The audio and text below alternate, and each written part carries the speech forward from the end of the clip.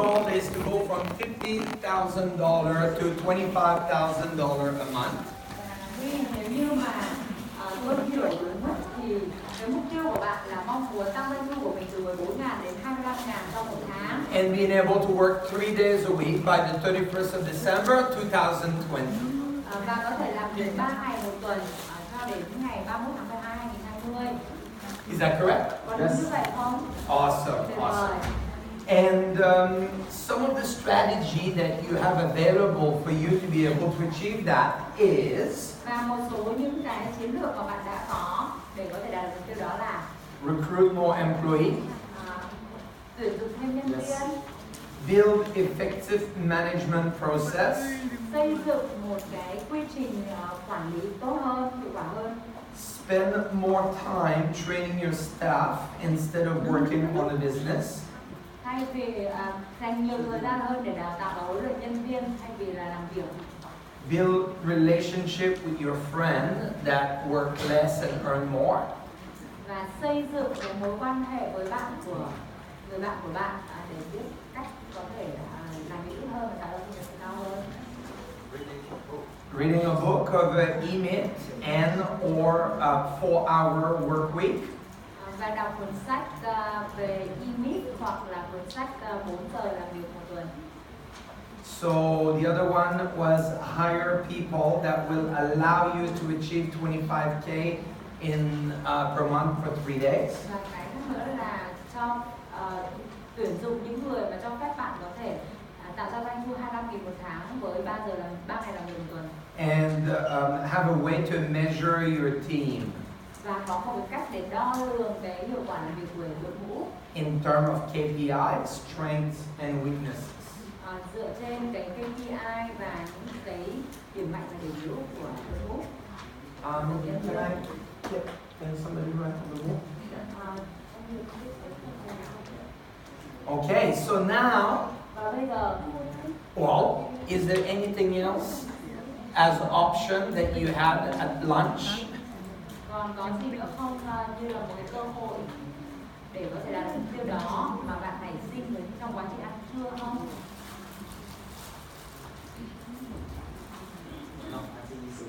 You're okay. All right, excellent. So, okay, now out of all of these options, Nên dựa trên tất cả những cái cơ hội này, lựa chọn này, which one do you want to apply to move forward? bạn muốn sử dụng cái cơ hội nào để có thể tiến lên một bước? All of those are good idea, but which one would you like to decide to do to move forward? Tất cả những cái ý tưởng này đều là những ý tưởng hay và cái nào là cái mà bạn sẽ quyết định để tiến lên phía trước cùng với nó. Em sẽ đọc sẽ mua 2 quyển sách đấy luôn và đọc luôn. I will buy these 2 books and read it immediately. Okay, so you like so read E-Myth and 4-hour work week. Đọc 2 cuốn sách Okay. English, đọc English và What else? Em sẽ bắt đầu xây dựng hệ thống. and I start to build my system. Build a system. So build effective management process and system. Yes. Như vậy là xây dựng quy trình và hệ thống quản lý hiệu quả. Okay. E-Myth, read 4-hour work week. Và cuốn sách 4 giờ một tuần. And you can write in Vietnamese. Huh? And build effective management process. Và xây dựng hệ thống quy trình quản lý hiệu quả. Anything else? Còn gì nữa không? Cho em thay đổi là em sẽ gặp lại người bạn của em trước. I want to change. I want to meet my friends immediately, like person. Yeah. Okay. Very good. Meet your friend as a role model, right? Good. Gặp người bạn mình trước ở phía trên. What else? Đấy là các thứ tự ưu tiên của em làm và sau đấy thì em sẽ làm sự. And then after that, I will recruit better staff. Okay. Recruit more employee. Yeah. Okay. Recruit more employee. Tuyển dụng nhân sự. Anything else you want to apply? So far, it's everything. Về cơ bản là bạn nói lại hết toàn bộ các chỉ luôn. Anh sẽ làm nó theo thứ tự rồi. It's in the order. Yeah, okay, good.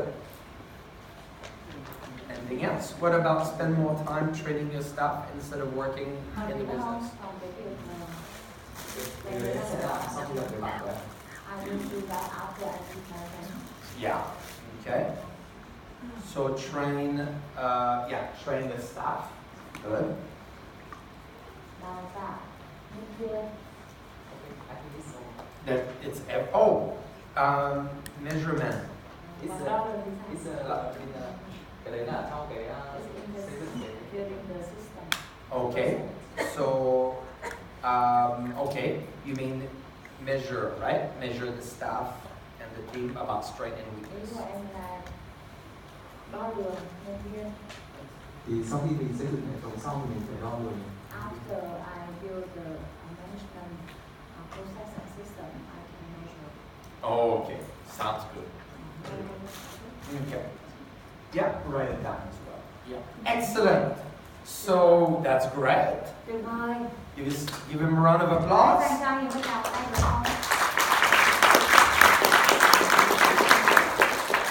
So how do you feel what do you think and feel about the coaching session is going?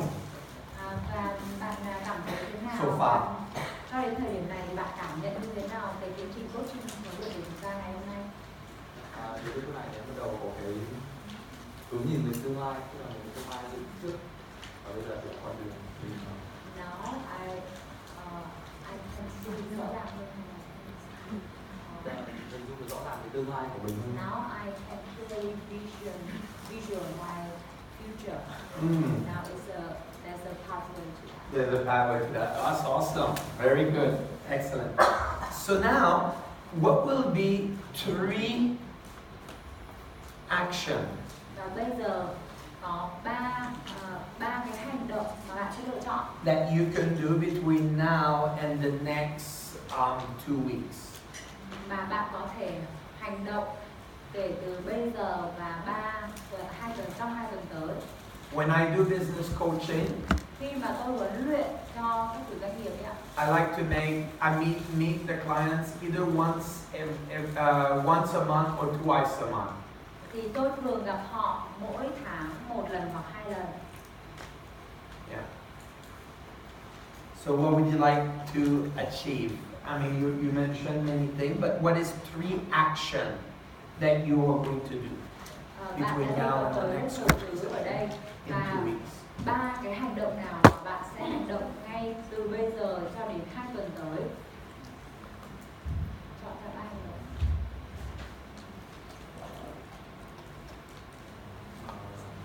Đầu tiên đó là đọc sách trước. Firstly, I read the book. Read the book. So, okay, which one or both? Cái nào hay là cái này? And how many page will you read? Và bạn sẽ đọc bao nhiêu trang? Or all of them? Hay là đọc hết tất cả các trang? Anh em sẽ đọc hết. I will read all. 2 books? 2 2 cuốn. weeks, sir? 2 tuần đọc 2 cuốn đó. Is it realistic? Nó có thực tế không? I read 1 book in my entire life, Cả một cuộc đời của tôi đọc trong một cuốn. and you ran read 2 books in 2 weeks? Mà bạn đọc hai You good? You can? Yes. Okay. Okay. Big, very good. Rất tốt.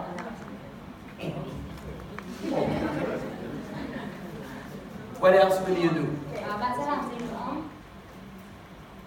Meet my friends. Meet your friend? Okay. Gặp người bạn của mình là hình mẫu. And when you meet your friend, what's the outcome? Và khi mà bạn gặp người bạn thì cái kết quả bạn muốn đạt được là gì? Mình muốn có quan hệ tốt với bạn. Bạn thân. Him, Okay. become close friends. Build a rapport. Và xây dựng kết nối đúng không? Hey. Good. Very good. And what will be the 3rd thing Và that you're gonna điều do? thứ ba mà bạn sẽ làm là gì? Em sẽ bắt đầu xây dựng. And start to build the process and system. Okay. How will you do that? Làm thế nào để bạn tin rằng mình và ý tưởng của anh. I will talk with the software company about my idea. Okay. And which system do you want to build first? Và cái hệ thống nào mà em muốn xây dựng trước? There's so many to do. Give me the first one that you want to start with. Nên là em có thể đưa ra một cái hệ thống nào em muốn xây trước. Ra cái này cũng hơi gọi là đặc thù một chút.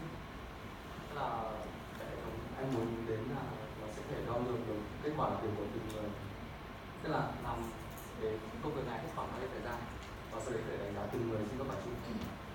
So this one, this system I want to do is to measure the result of one employee with this task, how long will it take? Measure that. Okay. Measure staff. What? Measure staff Results. Results. Time, Okay. period of, Based on time. Okay. Okay. And process as well, or just time?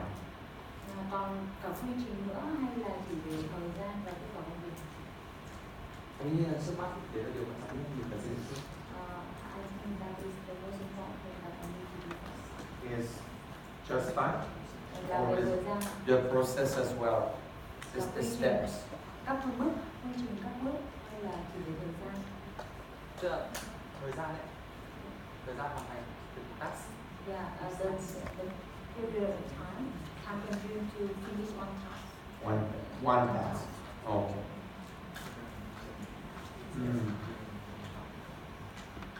One task or one step? Task. Task. Okay. Can I share with you a little bit about my thoughts? Tôi có thể chia sẻ suy nghĩ của tôi với bạn được không? Yeah, so if you're looking at a task, how long it takes, Nếu như mà bạn nhìn vào cái nhiệm vụ mỗi cái đầu việc mà nó mất bao nhiêu thời gian để hoàn thành ý, I think that it's important. tôi nghĩ rằng nó rất quan trọng. And in order to make it even more important, Và để có thể khiến cho nó trở nên càng quan trọng hơn, to reduce the time, để có thể giảm được lượng thời gian hoàn thành công việc, or to make it more effective, hoặc là làm cho nó hiệu quả hơn, the steps is as important, if not more important, than just the time. thì những cái bước nó quan trọng, nếu không muốn nói là nó quan trọng hơn cả thời gian nữa. So my suggestion would be to think about the task, Nên là cái gợi ý của tôi là nghĩ về cái nhiệm vụ đó and break it down into the steps, và từ cái nhiệm vụ đó thì có thể chia nhỏ thành các bước and identify the step and the time for each. và một cái nhiệm vụ đó thì khi mà đưa chia nhỏ ra như vậy thì xác định được nhưng từng bước cùng với cái thời gian hoàn thành bước đó. Because if it's only time, Bởi vì nếu như nó chỉ đo lường về thời gian thôi ý, it can be misleading. thì nó có thể bị dẫn định ra mình. Em nghĩ đây là ý tưởng tốt. I think this is a good idea. Okay, all right. So then it would be to build, to measure the staff result based on time and steps. Step by step. Yeah, step by step. Okay. Great. Okay. Very good. So now we have three things. Và bây giờ thì chúng ta đã có được 3 thứ rồi. But if we stop here, Và nếu như mà chúng ta dừng ở đây it's a trap. thì đó là một cái bẫy. So now read the two books. By when will you do that? So today is the what's Bây day giờ today? là 16? đọc 2 cuốn No, sách thì ngày hôm today's nay là ngày 24. 24. So 2 weeks Thì 2 tuần, is what? 7? Around the 7th? ngày 7 tháng 12 nữa. 7 or 8 of December. So let's say we meet on the 8th of December. Ví dụ như là đến cho đến mình có thời gian đến ngày 8 tháng By 12. when will you finish the first one? Đến thời gian nào thì em sẽ hoàn thành xong đọc cuốn sách đầu tiên. Thực ra bây giờ em sẽ nhìn hai cuốn sách để nhưng mà chưa biết tập dày thế nào. Nhưng mà em chắc chắn là 2 tuần sau sẽ ra cuốn sách. I'm sure that in 2 weeks I will finish both. Okay, okay. So when will you finish the first one, Vậy thì, approximately? khoảng bao giờ thì em hoàn thành xong cuốn sách thứ nhất? Tuần đầu tiên. The first week. First week. Okay. Okay. All right. And how can we now listen? Bây giờ các bạn lắng nghe kỹ ạ. In his mind, he set the goal. Trong đầu của bạn ấy đã đặt ra mục tiêu rồi. He really, really mean it. Bạn ấy rất là có ý đó. How many of you noticed that he really mean it? Bao nhiêu số các bạn thấy rằng là anh ấy thật sự có cái ý đó? Say yes. Yes.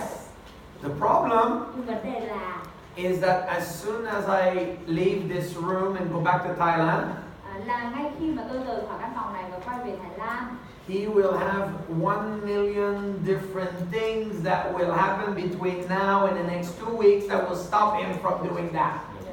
anh ấy sẽ có hàng triệu các lý do là những thứ xảy ra với anh ấy mà ngăn anh ấy không làm một việc đó.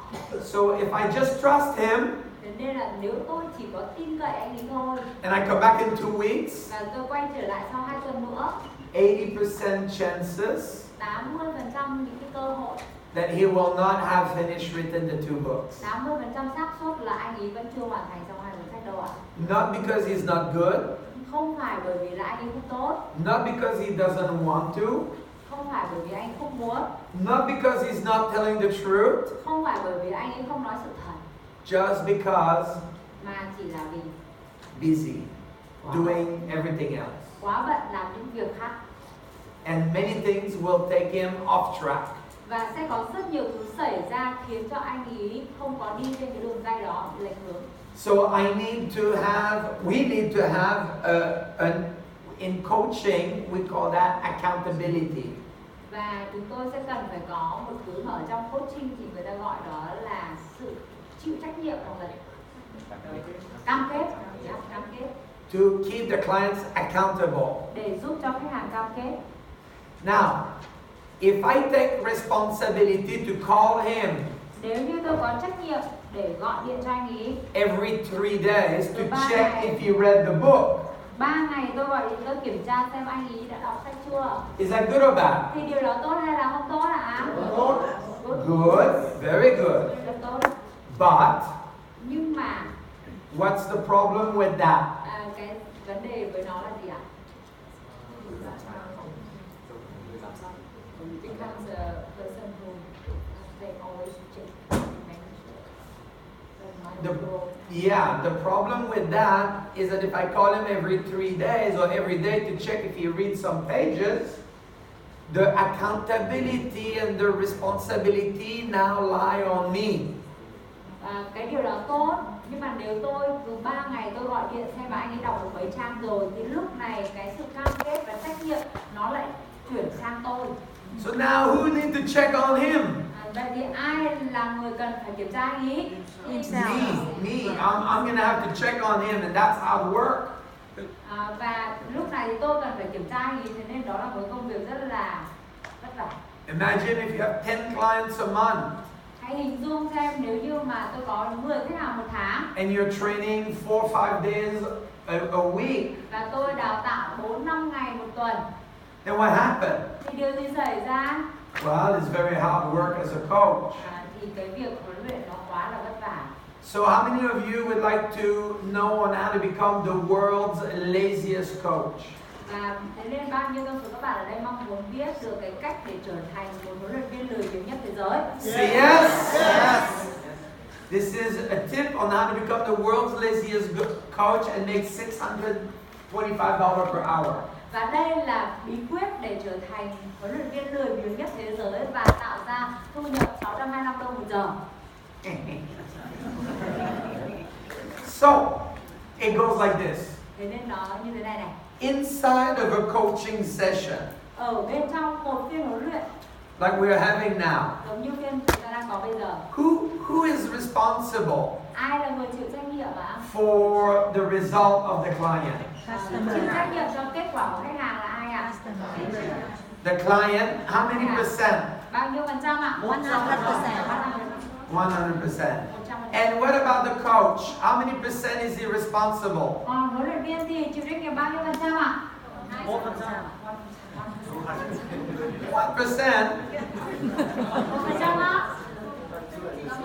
Inside of a coaching session, Ở bên trong một phiên huấn luyện, the client is responsible 100%. khách hàng chịu trách nhiệm 100%.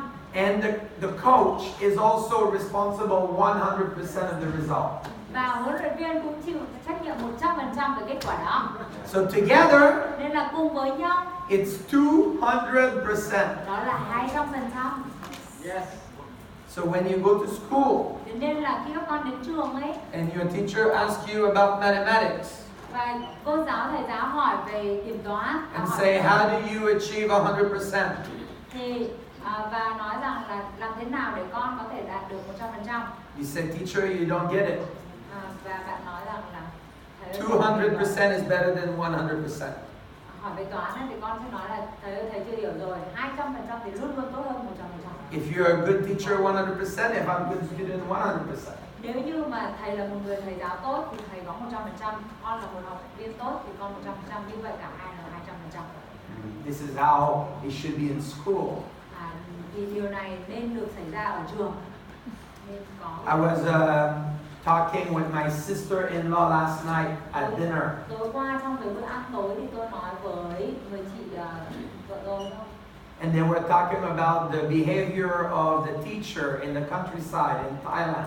Và nói về cái hành vi của giáo viên ở khu vực nông thôn ở Thái Lan. And in the class of my niece Và in Thailand, và trong cái lớp học của các cháu của tôi ở Thái Lan, she said that the teacher said that the student was stupid. và tôi nói rằng là giáo viên thì nói với học sinh rằng là các con học rất tốt. In a class of 12 or 13 years old.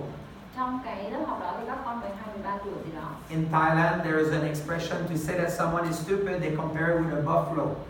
Và ở Thái Lan ấy, nếu mà muốn nói một đứa trẻ nó đã học tốt thì so sánh nó với con bò.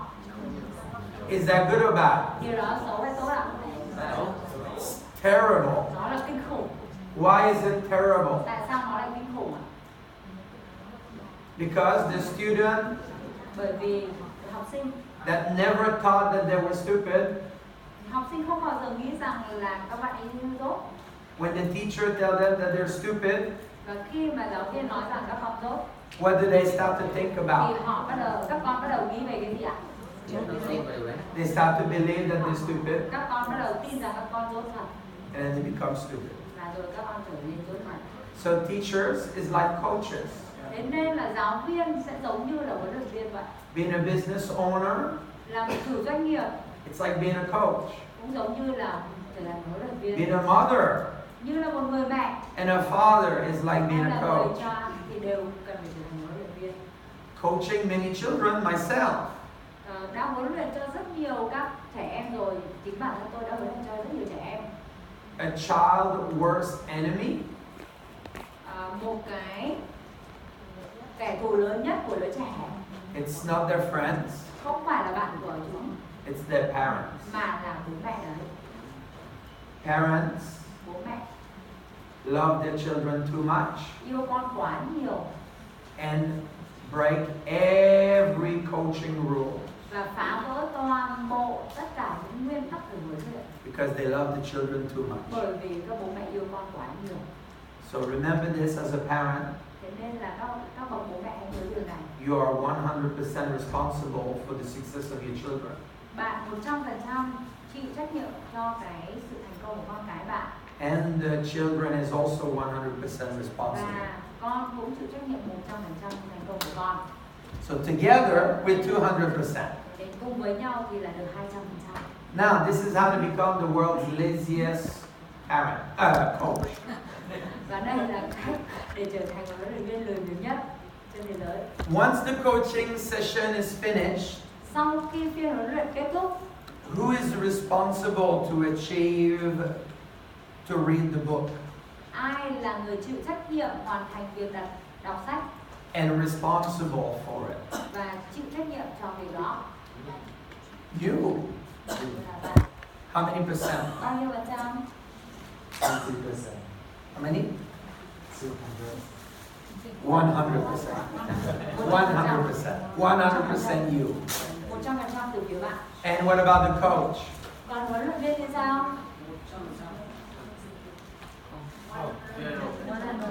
Zero. 0%. 0%. 0%. Isn't it cool? Hay không? Isn't it great? Tuyệt vời không? Isn't it true? Có thật như vậy không? Yes, it is true. Nó là sự thật đấy ạ. Think about it. Hãy nghĩ về điều đó nhỉ. When you're with your employee Khi mà bạn ở cùng với nhân viên của bạn and you coach them, và rồi bạn huấn luyện họ, who is responsible for effective communication? ai là người chịu trách nhiệm cho việc giao tiếp hiệu quả? 100% the business owner. 100% từ phía chủ doanh nghiệp. If you're the employee and you listen, Nếu như bạn là nhân viên và bạn lắng nghe, who is responsible to listen and to be able to achieve the job? ai là người chịu trách nhiệm cho việc lắng nghe và đạt được kết quả của công việc ạ? The employee. So now it's 200%. Và trong lúc đó thì lúc này là 200%. But when the boss is not there, Nhưng mà khi sếp không còn ở đó nữa, who is responsible to get the job done? ai là người chịu trách nhiệm để hoàn thành công việc đó ạ? The employee 100%. Là nhân viên 100%. Okay? So this is a very interesting mindset. Và đây là một cái tư duy rất là thú vị ạ. So good. So now, how can we ensure that you do this and finish the first book in 8 days? Rất là tuyệt vời. Vậy thì làm thế nào để chúng ta có thể đảm bảo được là bạn sẽ đọc được cuốn sách này trong 8 ngày? Khi em hoàn thành nó, anh sẽ gọi được này. When I finish that, I will complete. Okay. Finish the entire book? Hoàn thành hết cả cuốn sách hả? Mỗi một cuốn sách. Every time I finish each book. Each book. Can I make a suggestion? Tôi có thể có gợi ý không? Good. 6 chương. So after every after every chapter. Very good. Amazing. We have connection together. I was thinking the same. Tuyệt vời quá, chúng ta có kết nối rồi. Tôi vừa nghĩ giống y chang như lời em vừa nói. And instead of calling me, Thay vì gọi cho tôi, can you send me the message? Can you send me the message online? em có thể nhắn tin cho tôi trên điện thoại hay là online không? Okay. And then I would like you to tell me 3 things that you've learned from each chapter. Và lúc đó thì tôi rất muốn được biết 3 điều bạn học được trong mỗi chương đó. Related to growing your sales Mà nó liên quan đến việc phát triển cá nhân em. and work 3 days a week. Và làm việc 3 ngày một tuần. Okay? Okay. Awesome. Tuyệt vời. Very good. Now we jump down into easy tasks. Bây giờ chúng ta đang đi sâu trong down chi tiết vào những cái nhiệm vụ. And now he has responsibility to do it. Và anh ý là người chịu trách nhiệm trong việc làm đó. Okay, meet your friend to have better rapport. Gặp bạn của bạn để có kết nối tốt hơn. How can we make sure Làm thế nào để đảm bảo that you do that? là bạn làm điều đó, thực hiện điều đó? Có lẽ em sẽ chụp một bức ảnh của em và bạn ấy gặp nhau. I will take a picture of me meeting him and send you. Okay. I have another suggestion. Tôi có một lời ý khác. Can you let me? When will you set up the appointment? When will you contact him? Bao giờ thì em sẽ thiết lập cái cuộc hẹn với bạn ấy, hay là bao giờ thì bắt đầu gọi, nhắn tin hay là kết nối với bạn?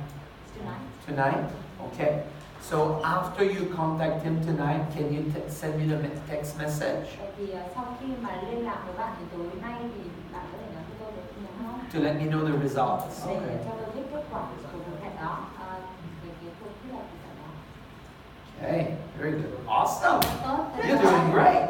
Okay, and now the next one was start to build a system to measure the staff result based on time and steps. Và Bước tiếp theo là bắt đầu xây dựng hệ thống quy trình dựa trên thời gian và từng bước để hoàn thành một nhiệm vụ của nhân viên. When will you do that? Khi nào thì bạn làm điều đó? Ngày đầu tiên của tuần tới. The first day of next week. The furthest, so that would be Monday. Okay. Oh, tomorrow. Oh no, not tomorrow. Monday. Okay. Vậy là thứ hai, ngày mai. This week. Tuần này. Well, tomorrow. Yes. Yeah. Okay. All right. Great. And how can we ensure that you do that? Và làm thế nào để chúng ta đảm bảo là bạn thực hiện điều đó? Em biết thì mình sẽ nói chuyện với cả công ty phần mềm, và sau đấy thì hai bên sẽ cùng thảo luận về các tính năng của phần mềm, và sau đấy sẽ có một danh sách các cái tính năng đấy thì em phải điều chỉnh cái đấy. So I will meet the one software company, and then we will discuss on the future of the software that I want them to use, and then we will start to decide which feature I want them to use. Okay. And send you all that feature files.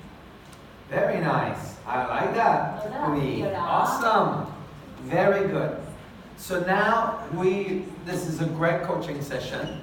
Bây giờ thì đây là một phiên huấn luyện vô cùng tuyệt vời. We've done fast progress. Chúng ta đã đi một cái tiến trình rất nhanh chóng. So listen to this. Các bạn lắng nghe cái câu này. Now, if you do those three things, Và nếu như bạn thực hiện ba điều này, what could be positive consequences and rewards that you would like me to do for you? thì cái kết quả và kết quả tốt là A reward. một cái What kind điều of mà bạn reward muốn tôi would you like to give yourself or that I can do for you? bạn có muốn thưởng sau khi bạn làm được ba điều này thì bạn có muốn thưởng cho mình một điều gì, hay bạn có điều gì từ phía tôi mà tôi có thể dành nó như là một phần thưởng cho bạn không? Tôi rất là hy vọng sau khi làm cái điều đó thì anh sẽ được lại này. I really want after I finish all this one, all this thing, I can give you. Me again. Okay. Okay. So I have one more coaching session. Yes. Như vậy là một phiên huấn luyện đúng không?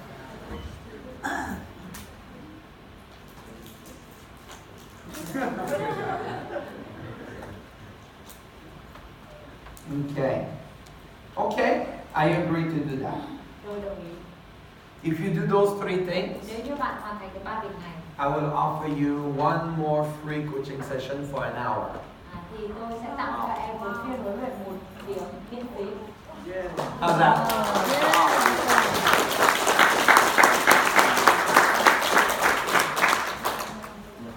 Very good. Rất tốt. So now, Và bây giờ, if you don't do it nếu mà bạn không hoàn thành ba việc này and don't keep your word, và không giữ lời hứa của mình ngày hôm nay, what will be the negative consequences thì hậu quả tiêu cực sẽ là gì that you will do? mà em sẽ vẫn phải làm, em sẽ phải thực hiện. What would be something that would really annoy you Có điều gì mà thật sự khiến em bị làm phiền, that will motivate you to do it? khiến em bị làm phiền, khó chịu mà nó thúc đẩy em, để thực hiện ba điều. No party in 1 week. No party? 1 month. 1 month. 1 month no party. Không có Okay. việc dùng chè chén trong 1 tháng. Yeah. Painful? Có đau đớn không? Cái đó nó có đau đớn đối với em không? Yes. Yes. Okay. All right. Agree. Good job. Đồng ý. Good job. Okay. So great. So now, what did you learn about yourself Vậy thì bây giờ bạn học được điều gì về chính mình during this coaching session? trong cái phiên huấn luyện này? Đầu tiên là em biết em sợ gì nhất. Firstly, I know what I fear. I'm fear the most. What is that? Đó là cái gì ạ? Một tháng không nhậu. No partying long. Okay. Tiếp theo là từ lúc mà mình không có định hướng và không phải làm gì để đạt được đến mục đích. Bây giờ đã biết mục đích của mình ở đâu. Before I did not know the goal and the purpose, now I know what it is. Nice. Okay. Quan trọng hơn đấy là con đường và tiến trình để đến nó. Most important is the progress, the pathway to the goal. Okay. Progress. Nice. Awesome. Very good. Excellent. Good job, my friend. Thank you. Give him a round of applause.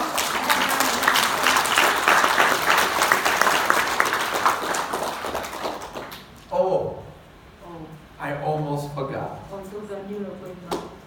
Just one more thing. Chỉ một thứ nữa thôi.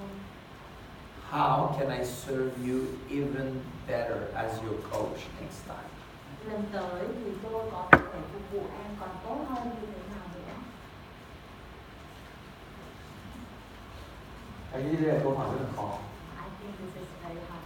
Sau khi mà đạt được kết quả như vậy thì chắc chắn sẽ có lần xét từ này. After I achieve all these goals, I will have a good. Okay. All right. Very good. Thank you. Give him a round of applause. Thank you. Good job, Tui. Yeah, awesome. Thank you.